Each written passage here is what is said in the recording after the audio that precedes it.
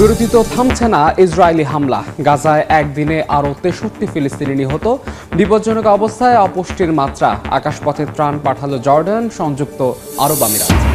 Ukraine যুদ্ধের মধ্যেই সামরিক শক্তির মহড়া দেখালো রাশিয়া। সংঘাত বন্ধের অগ্রগতি নিয়ে হতাশ মার্কিন প্রেসিডেন্ট। এখনো ভরসা কূটনীতিতেই। অবশেষে বাণিজ্য চুক্তিতে রাজি যুক্তরাষ্ট্র, ইইউ। আমদানি করা পণ্যে 15% শুল্ক আরোপের সিদ্ধান্ত ট্রাম্প প্রশাসনের। $750 বিলিয়ন মার্কিন জ্বালানি নেবে ইউরোপ। এবং ভয়াবহ দাবানলের কবলে তুরস্ক। আগুন ছড়িয়ে পড়েছে লোকালয়ে। সরিয়ে নেওয়া হয়েছে 1000-এর বেশি বাসিন্দাকে। জ্বলছে বুলগেরিয়া, ইতালির বিস্তীর্ণ অঞ্চল। গাজায় সাময়িক বিরতির মধ্যেই থামেনি ইসরায়েলি হামলা। একদিনেই নিহত হয়েছেন আরও 63 ফিলিস্তিনি, যার মধ্যে 34 জনই ছিলেন ত্রাণ সংগ্রহের অপেক্ষায় থাকা মানুষ। এদিকে আকাশপথে গাজায় ত্রাণ পাঠিয়েছে জর্ডান ও সংযুক্ত আরব আমিরাত। মার্কিন প্রেসিডেন্ট ডোনাল্ড ট্রাম্প হামাসকেই যুদ্ধবিরতি প্রক্রিয়ায় অগ্রগতি না হওয়ার জন্য দায়ী করেছেন। গাজায় নেতানিয়াহু বাহিনীর বর্বরতা শেষ হবার নয়। স্থানীয় সময় রোববার উপত্যকাটির খান ইউনিস, বনি সুহেলা সহ বেশ কয়েকটি জায়গায় হামলা চালায় ইসরায়েলি সেনারা। এতে হতাহত হন বহু ফিলিস্তিনি, যাদের ভেতর বেশ কয়েকজন ছিলেন ত্রাণ সংগ্রহের অপেক্ষায় থাকা মানুষ। বিশ্ব স্বাস্থ্য সংস্থা সতর্ক করেছে, বিপজ্জনক অবস্থায় পৌঁছেছে গাজা শহরে অপুষ্টির মাত্রা। 5 বছরের নিচে প্রতি 5 জন শিশুর মধ্যে একজন এখন তীব্র অপুষ্টিতে ভুগছে। শুধু জুন মাসের পর থেকেই এই সংখ্যা 3 গুণ বেড়েছে। সংস্থাটির মতে, ত্রাণে ইচ্ছাকৃত বাধা ও বিলম্বই এই পরিস্থিতির জন্য দায়ী। এদিকে ইউরোপীয় কমিশনের প্রেসিডেন্ট উর্সুলা ভন ডার লিয়েনের সঙ্গে এক বৈঠকে শুরুতে সাংবাদিকদের সঙ্গে গাজা ইস্যুতে কথা বলেন মার্কিন প্রেসিডেন্ট ডোনাল্ড ট্রাম্প। এ সময় যুদ্ধবিরতির প্রক্রিয়ায় অগ্রগতির অভাবের জন্য হামাসকেই দায়ী করেন তিনি। জানান, ইসরায়েলি জিম্মিদের মুক্তি নিয়ে হামাস আরও কঠোর অবস্থান নিয়েছে। এদিকে গাজায় আকাশপথে ত্রাণ পাঠিয়েছে জর্ডান ও সংযুক্ত আরব আমিরাত। রোববার 3 দফা এয়ার ড্রপে 25 টন খাদ্য ও চিকিৎসা সহায়তা পাঠানো হয় বলে জানায় জর্ডানের সেনাবাহিনী। এই দিন হামাস নেতা খলিল আল হায়া এক বিবৃতিতে বলেন, অবরোধ ও অনাহার চলতে থাকলে ইসরায়েলের সঙ্গে যুদ্ধবিরতির আলোচনা অর্থহীন। রাশিয়া ইউক্রেন যুদ্ধ নিয়ে ক্রমেই ধৈর্য হারাচ্ছেন মার্কিন প্রেসিডেন্ট ডোনাল্ড ট্রাম্প। এমন মন্তব্য করেছেন মার্কিন পররাষ্ট্রমন্ত্রী মার্কো রুবিও। ফক্স নিউজকে দেয়া এক সাক্ষাৎকারে মার্কো রুবিও বলছেন, এখনও শান্তির আশায় কূটনীতি চালিয়ে যাচ্ছেন ট্রাম্প। এদিকে ট্রাম্পের হুঁশিয়ারি যুদ্ধ দীর্ঘায়িত করতে পারে বলে মন্তব্য করেছেন ক্রেমলিন মুখপাত্র দিমিত্রি পেসকভ। রাশিয়া ইউক্রেন যুদ্ধ নিয়ে মার্কিন প্রেসিডেন্ট ডোনাল্ড ট্রাম্পের মন্তব্য তুলে ধরেছেন যুক্তরাষ্ট্রের পররাষ্ট্রমন্ত্রী মার্কো রুবিও।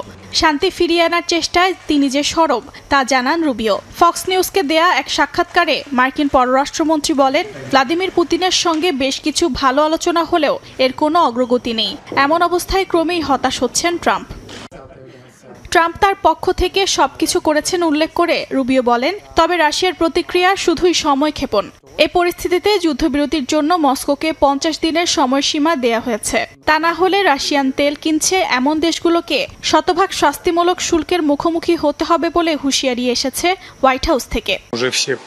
তবে এই হুমকি যুদ্ধ দীর্ঘায়িত করতে পারে বলে মন্তব্য করেছেন ক্রেমলিন মুখপাত্র দিমিত্রি পেসকভ। তিনি বলেন, এভাবে চাপ দিলে কিয়েভ যুদ্ধ চালিয়ে যাওয়ার বার্তা পাবে, শান্তির নয়।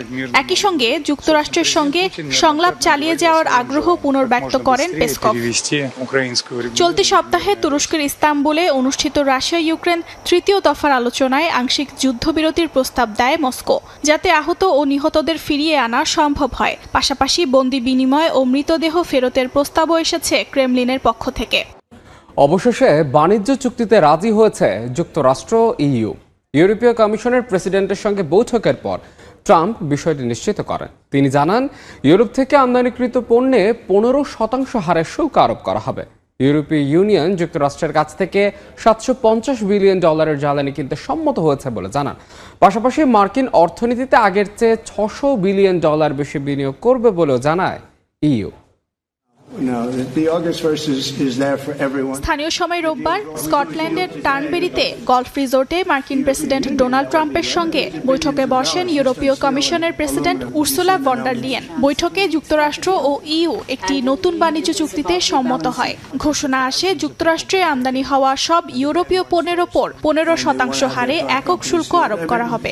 I'm not saying anything that nobody. রুদ্ধদ্বার আলোচনার পর মার্কিন প্রেসিডেন্ট জানান ইউরোপীয় ইউনিয়ন যুক্তরাষ্ট্র থেকে $750 বিলিয়ন জ্বালানি কিনতে সক্ষম হয়েছে। পাশাপাশি মার্কিন অর্থনীতিতে আগের চেয়ে $600 বিলিয়ন বেশি বিনিয়োগ করবে বলেও জানায় ইইউ। ট্রাম্প আরও বলেন মূল বিষয়টা হচ্ছে ন্যায্যতা নিয়ে, তবে কিভাবে এই অঙ্গীকার বাস্তবায়িত হবে, কত সময়ের মধ্যে হবে তা পরিষ্কার নয়। এদিকে আলোচনায় ভন ডার লিয়েন বলেন ট্রাম্প দৃঢ় মনোভাব ও চুক্তিবদ্ধ হওয়ার ক্ষমতার জন্য পরিচিত। তিনি স্বীকার করেন যুক্তরাষ্ট্রের সঙ্গে বাণিজ্য ঘাটতির ভারসাম্য রক্ষায় ইউরোপীয় ইউনিয়নকে পদক্ষেপ নিতে হবে।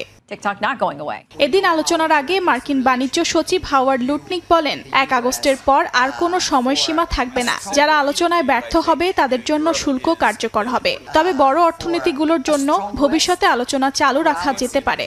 টানা ভারী বৃষ্টিতে ভয়াবহ বন্যার কবলে চীনের রাজধানী বেইজিং এবং দেশটির উত্তরাঞ্চলের কয়েকটি প্রদেশ দেখা দিয়েছে ভূমিধস। বিদ্যুৎ বিচ্ছিন্ন হয়ে পড়েছে বহু এলাকায়, রাস্তা বন্ধ হয়ে যাওয়ায় দেখা দিয়েছে চরম জনদুর্ভোগ।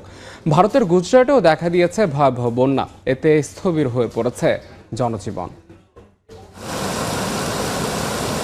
সপ্তাহ জুড়ে টানা বৃষ্টিতে বেইজিং শহর, হেবেই, ইনার মঙ্গোলিয়া, শানসি সহ চীনের উত্তরাঞ্চলের বিভিন্ন অংশে দেখা দেয় চরম জলাবদ্ধতা ও ভূমিধস। শুধুমাত্র মিওন জেলাতে 315 মিলিমিটারের বেশি বৃষ্টিপাত রেকর্ড হয়েছে। পরিস্থিতি মোকাবেলায় বেইজিংয়ের ইয়ানসিং, হুয়ারু এবং মিওন অঞ্চলে রেড অ্যালার্ট জারি করেছে প্রশাসন। হেবেই প্রদেশের ফুপিং কাউন্টিতে 24 ঘন্টায় 375 মিলিমিটার বৃষ্টিপাত রেকর্ড করা হয়। সেখানে নদীর পানি বিপদসীমা ছাড়িয়ে যাওয়ায় একটি পাম্পিং স্টেশনের বিদ্যুৎ সরবরাহ ব্যবস্থা ক্ষতিগ্রস্ত হয়েছে। বিদ্যুৎহীন 9000-এর বেশি বাড়িঘর। ভূমিধসে ক্ষতিগ্রস্ত হয়েছে বহু বাড়িঘর ও যানবাহন। জরুরি ভিত্তিতে 4500-এর বেশি বাসিন্দাকে নিরাপদ স্থানে সরে যাওয়ার নির্দেশ দিয়েছে স্থানীয় প্রশাসন। ইনার মঙ্গোলিয়ার উলানকাব এলাকায় উদ্ধারকারীরা লাইফ বোটে করে বাসিন্দাদের সরিয়ে নিচ্ছেন। চীনের পানি সম্পদ মন্ত্রণালয় জানিয়েছে অন্তত 17টি নদীর পানি বিপদসীমার উপর দিয়ে প্রবাহিত হচ্ছে।